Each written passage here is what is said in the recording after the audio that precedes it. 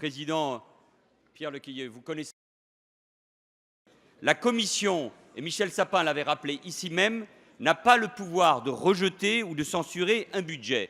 Mais je le rappelle, et je le redis ici, devant la représentation nationale, la souveraineté sur le budget appartient au Parlement français et à l'Assemblée, et c'est nous qui assumons la politique, les réformes, les choix budgétaires qui sont les nôtres. Le problème, ce n'est pas la France. La France, elle doit prendre ses propres décisions, elle doit faire des économies, elle doit faire ses propres réformes pour elle-même, pas parce que l'Europe lui demande, mais le problème, c'est la panne de croissance et d'inflation dans la zone euro.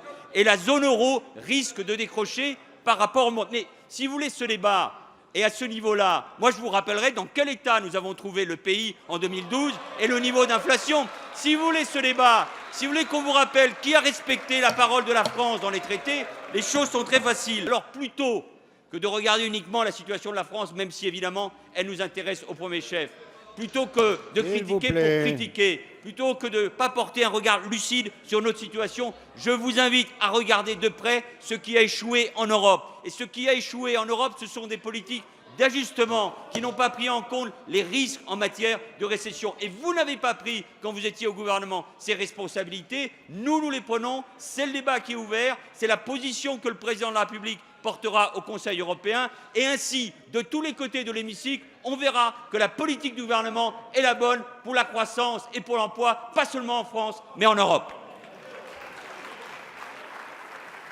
La parole est à monsieur